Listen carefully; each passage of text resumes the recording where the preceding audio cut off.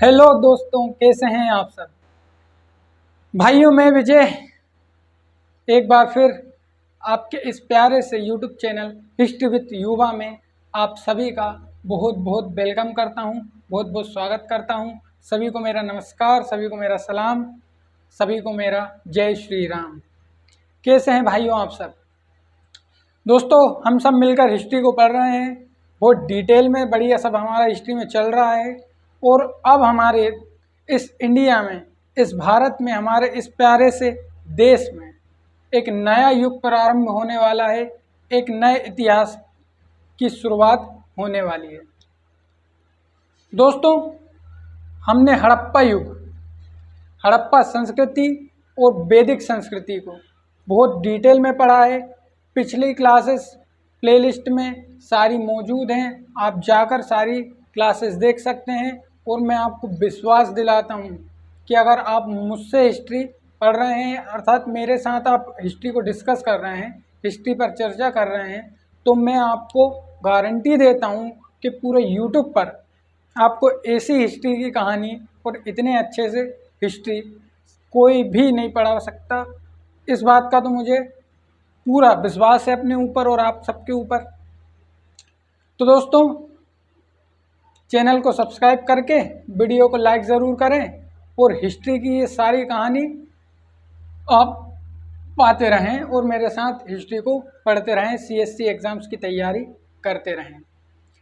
तो चलिए दोस्तों, शुरू करते हैं इतिहास के कुछ नए पन्नों को पलटना जो वैदिक युग की संस्कृति के साथ भारत में लिखाए गए।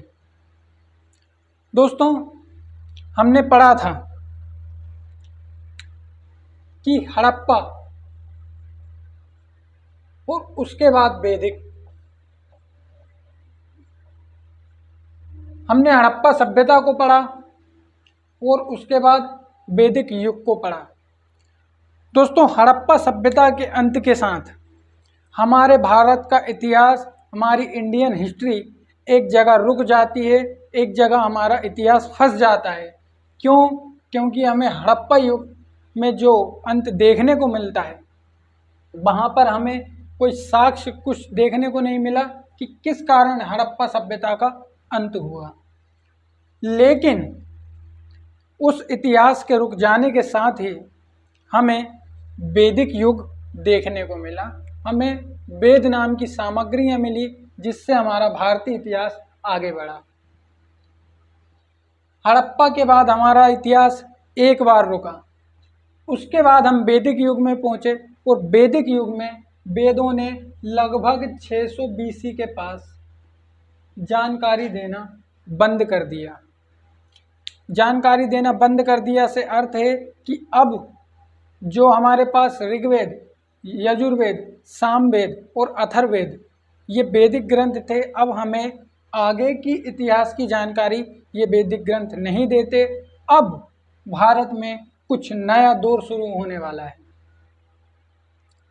दोस्तों, बहुत मज़ा आने वाला है आपसे इतिहास में, क्योंकि अब बड़े बड़े महाराजा, राजा, बड़े बड़े साम्राज्य हमें देखने को मिलेंगे, बड़े बड़े युद्ध हमें देखने को मिलेंगे। और इन युद्धों को इतने इंटरेस्टिंग कहानी की तरह मैं आपके साथ डिस्कस करूंगा कि आप यूट्यूब पर अगर किसी से पहले पढ़ते रहे होंगे हिस्ट्री सब्जेक्ट को, तो आप उनको छोड़ देंगे, उनको भूल जाएंगे। ये बात की मैं आपको गारंटी देता हूँ। तो दोस्तों, वैदिक युग और हड़प्पा युग, यहाँ पर हमारा इतिहास दो बार रुका है।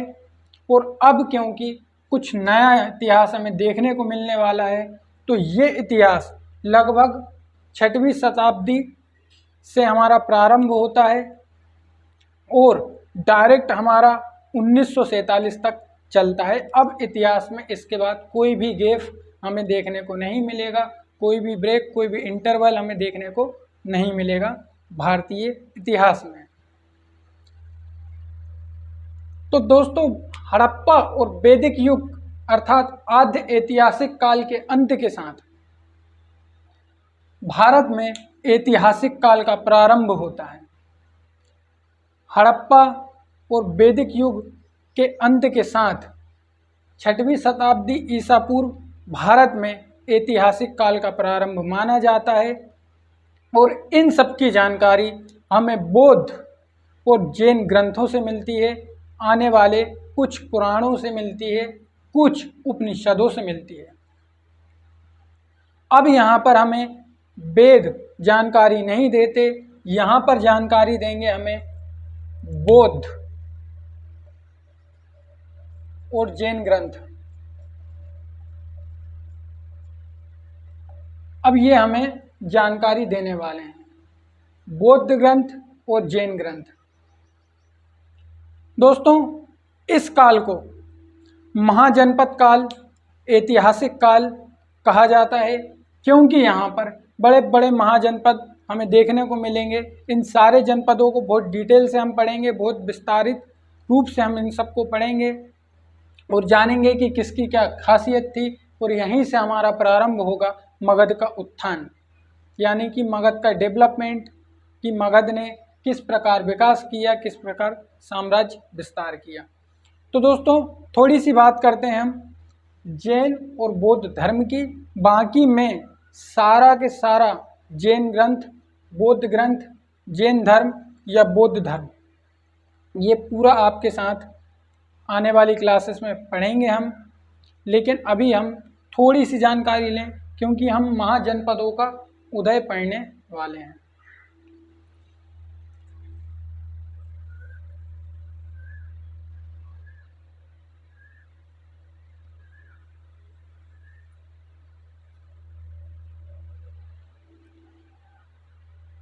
दोस्तों, महाजनपदों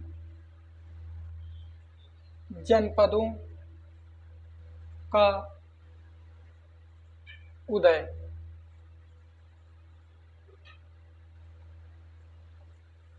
महाजनपदों का उदय दोस्तों, हमने पहले की क्लासेस में भी कुछ जनपदों के बारे में सुना था, जिनमें हमारा कुरुक्षेत्र, कौशल, हस्तिनापुर, विदेह, अंग, ऐसे कई सारे हमने जनपदों की बात की थी, पांचाल।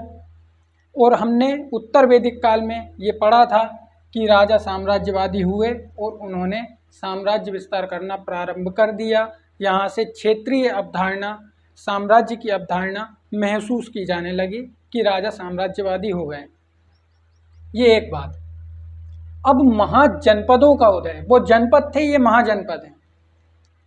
तो पहली बात तो ये कि हमारा हड़प्पा युग खत्म हुआ, वैदिक युग में जानकारी वेदों से मिली। अब हमारे वैदिक युग के जो ग्रंथ हैं, अब वो भी जानकारी नहीं देते, तो अब हमें जानकारी देता कौन है? कि यहाँ पर तुमने सीसीटीवी कैमरे लगा रखे हैं क्या? यहाँ पर तुमने कोई गुप्तचर, कुछ एजेंसियाँ लगा रखी हैं जो आके बता रहे हैं हमें फ्यूचर में कि वहाँ पर ऐसा हो रहा है? तो ऐसा नहीं है दोस्तों। अब यहाँ पर महाजनपदों के उदय के बारे में जानकारी देते हैं हमें बौद्ध और जैन धर्म के ग्रंथ, जिनमें बौद्ध ग्रंथ पाली, अंगुत्तर निकाय और जैन ग्रंथ आगम, भगवती सूत्र, ये महत्वपूर्ण दो संप्रदाय हैं, जिनके ग्रंथों से हमें 16 प्रकार के महाजनपदों के बारे में जानकारी मिलती है।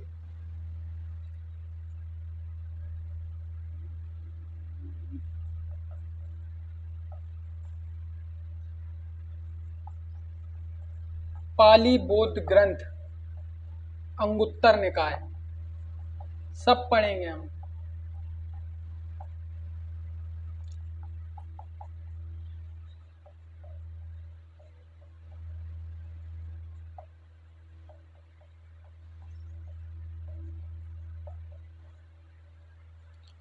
दोस्तों, पाली बौद्ध ग्रंथ, अंगुत्तर निकाय, जैन ग्रंथ भगवती सूत्र, उपनिषद और कुछ बाद के वैदिक ग्रंथ और महापुराण हमें जानकारी देते हैं 16 प्रकार के महाजनपदों के।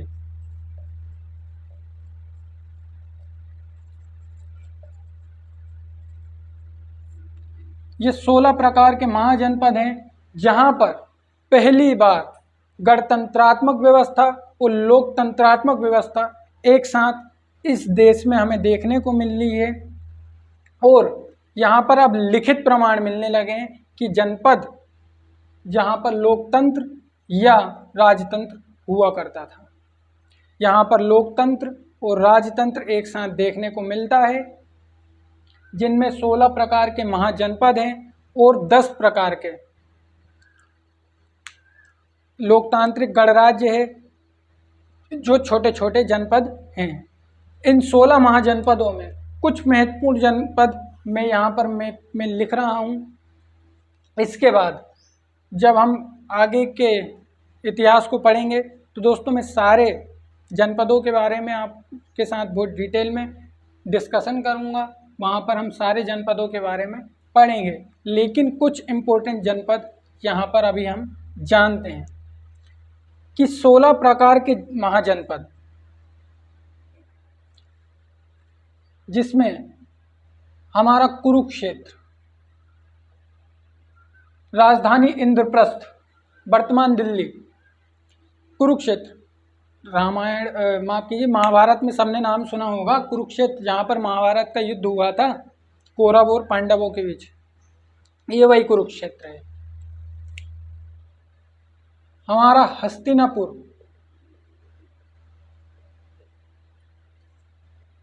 कपिलवस्तु, ये नेपाल की तराई क्षेत्र में है। यहाँ पर ही बुद्ध भगवान का जन्म हुआ था, सिद्धार्थ का यहीं पर जन्म हुआ था। यहाँ के राजा शुद्धोदन थे और ये एक लोकतंत्रात्मक राज्य था। यहाँ के जो राजा थे वो एक चुने हुए अधिकारी थे। विधे जहाँ पर माता सीता का जन्म हुआ, और यहाँ के गणराज्य को वैदेही कहा जाता था। कभी सोचा है कि माता सीता को वैदेही क्यों कहते हैं?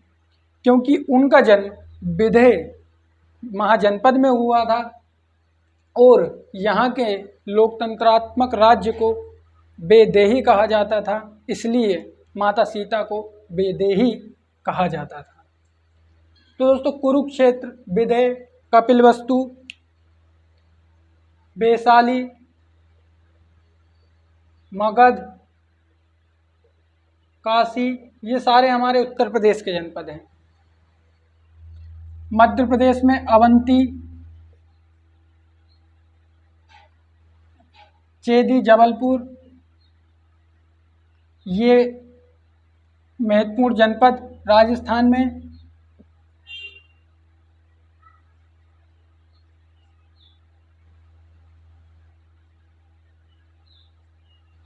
पांचाल, रायबरेली, असमक। दोस्तों ये महाजनपद हैं जिन्हें मैंने यहाँ पर लिखा है। ये कुछ महाजनपद हैं, ऐसे 16 और 10 20 प्रकार के जनपद हुआ करते थे।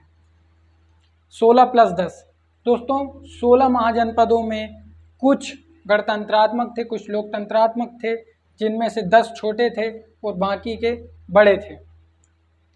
अब दोस्तों थोड़ी सी कहानी सुनना है, अब आपको बस ध्यान से सुनते रहिए।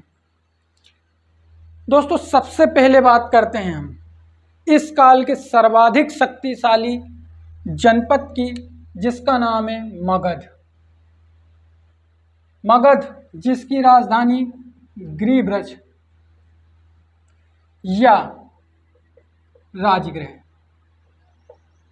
मगध जिसकी राजधानी गिरिब्रज या राजगृह थी।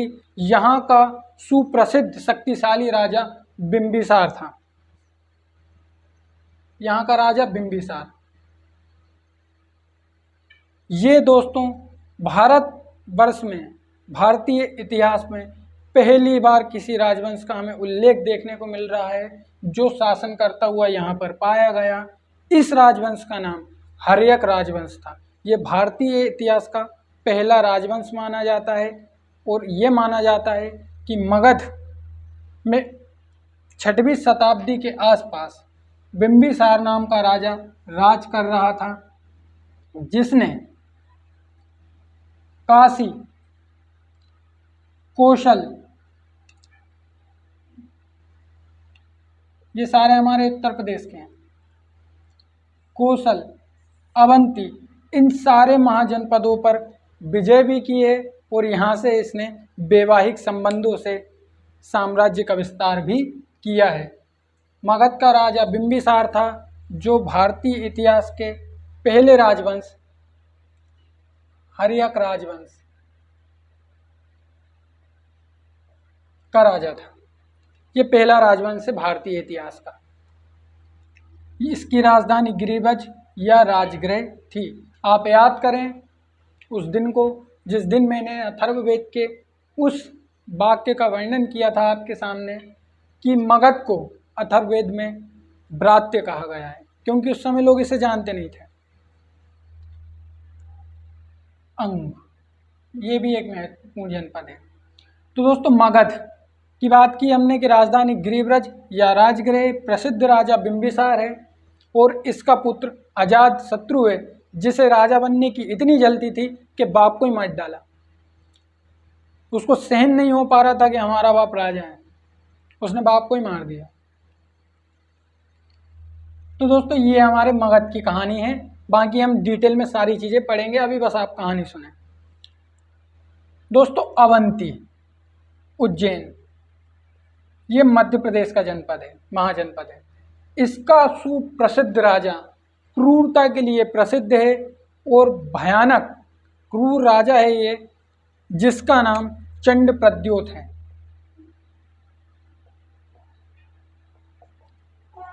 ये सुप्रसिद्ध राजा है, बहुत क्रूर राजा है, क्रूरता के लिए प्रसिद्ध है और इसने मगध के राजा बिंबिसार के साथ युद्ध किया, लेकिन दोनों में हार जीत का फैसला नहीं हो पाया कि कौन विजयी रहा। दोनों इतने शक्तिशाली थे कि दोनों को समझौता करना पड़ा, दोनों को संधि करनी पड़ी। इसकी दो बेटियां, कभी कभी इन्हें बहनें भी बताया जाता है। इसकी दो बेटियां हैं, सागरिका जिसकी सहेली वासवदत्ता है, सागरिका सहेली वासवदत्ता। दोस्तों जो हमारे उदयन महाराज हैं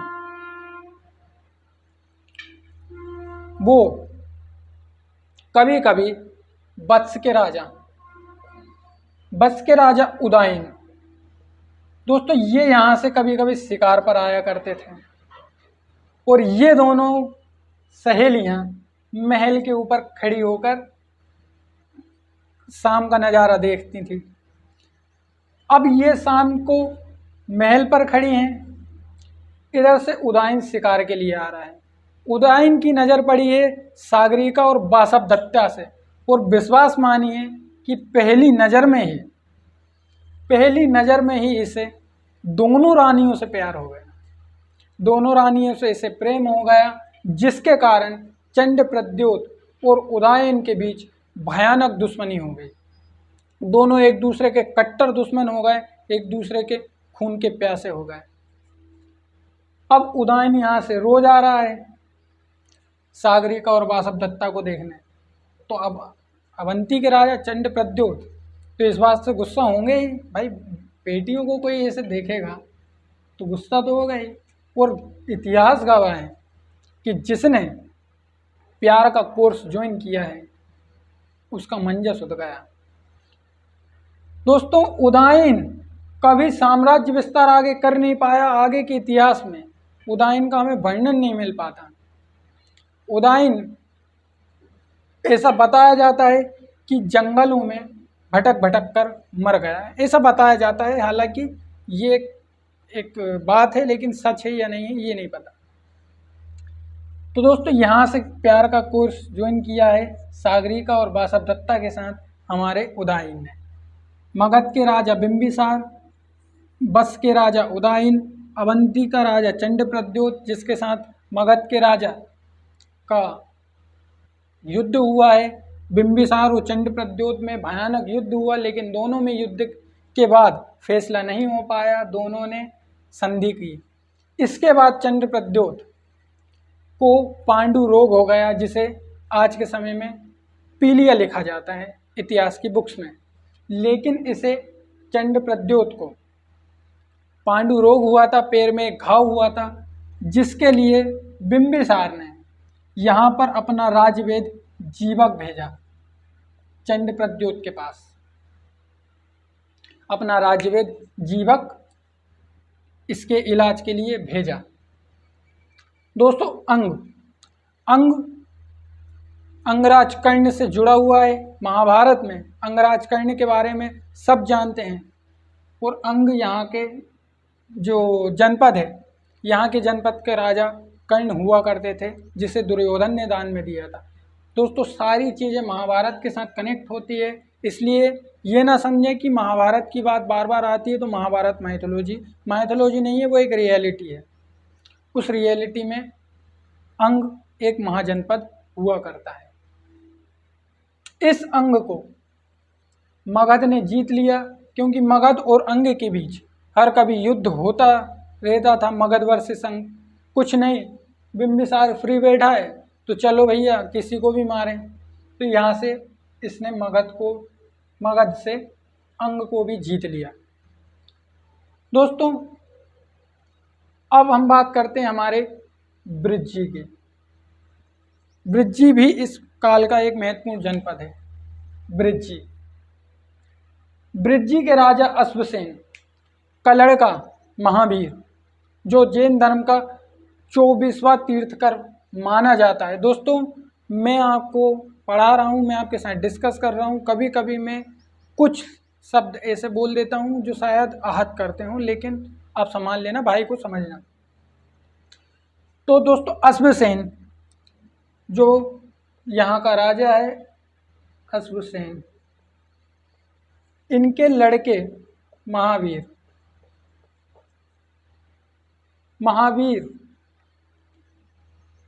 जो बिंबिसार का भांजा है। अब कैसे है ये समझो कि दोस्तों जो बृज्जी है, यहाँ के राजा अश्वसेन हैं और अश्वसेन महावीर के पिताजी हैं, महावीर के पापा हैं।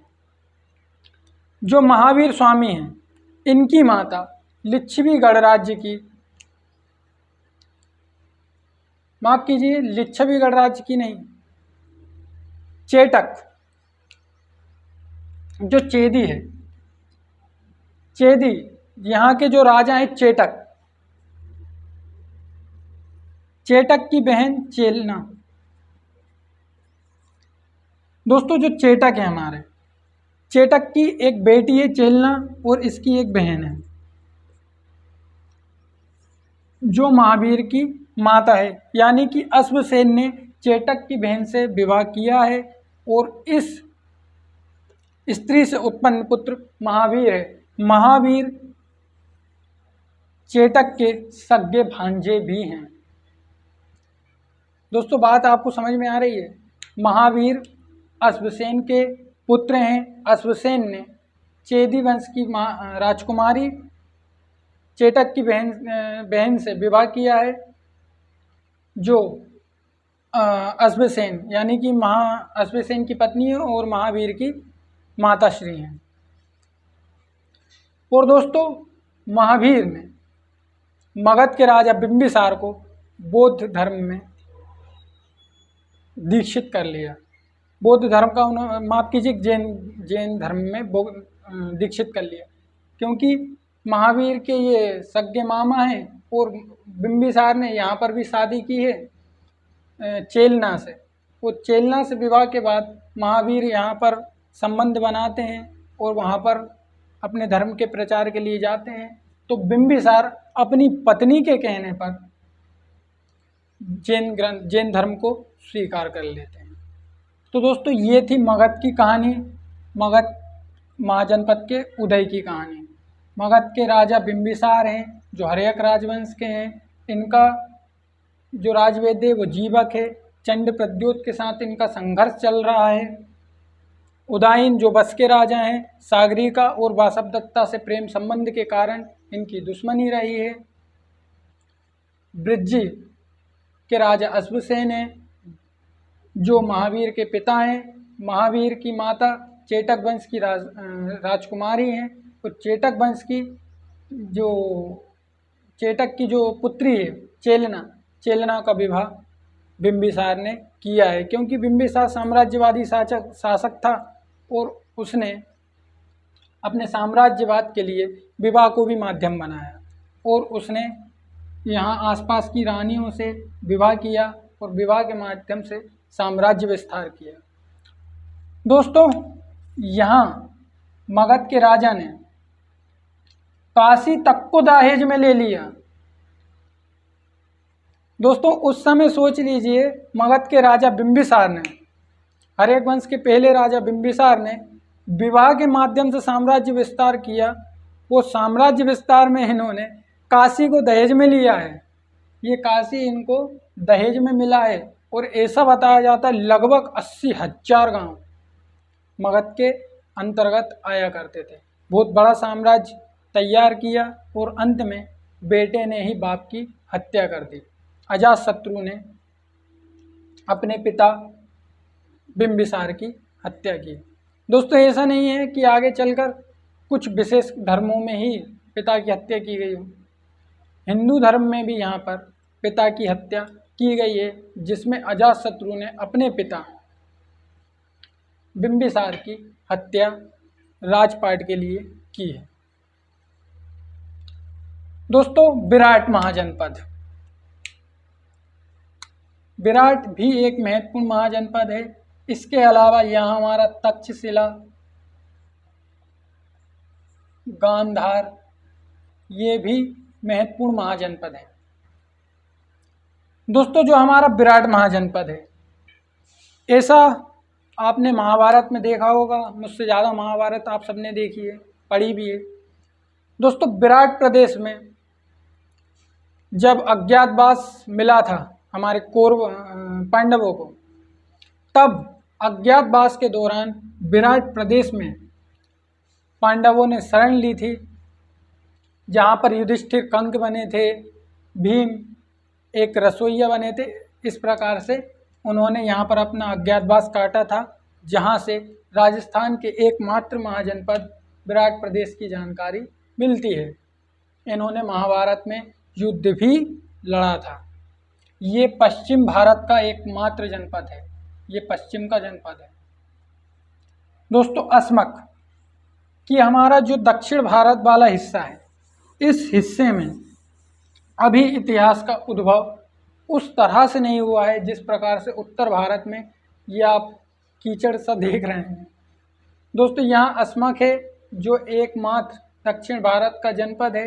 यहाँ जो नदी गोदावरी बहती है, इस गोदावरी नदी के पास का जो क्षेत्र है वो अस्मक के अंडर में आता है। दोस्तों, ये थी हमारी कहानी। कपिलवस्तु, यहाँ पर लुम्बिनी, ये नेपाल का जनपद है। नेपाल उस समय भारत में ही हुआ करता था। विदेह, जहाँ पर सीता जी का जन्म हुआ, ये भी एक गणराज्य था, जहाँ के राजा जनक थे पहले। कपिलवस्तु के राजा शुद्धोधन थे। विराट प्रदेश के राजा पुष्पकसरी।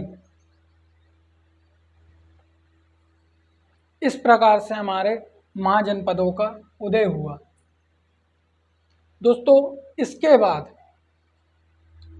अब बात अड़ी वाली है, क्योंकि अब यहाँ पर युद्ध होने वाले हैं, बड़े बड़े युद्ध होने वाले हैं।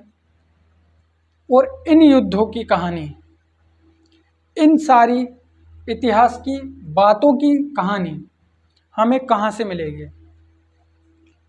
तो बौद्ध धर्म और जैन धर्म के जो ग्रंथ हैं, इन ग्रंथों से हमें जानकारी मिलती है सारे इतिहास की, आगे के जो 6ठी शताब्दी के आसपास का इतिहास है। तो दोस्तों, पहले अब हम, क्योंकि इन सबको पढ़ना है, तो जो जानकारी दे रहा है, जो बीच बचाव कर रहा है, पहले उसे ही मारो।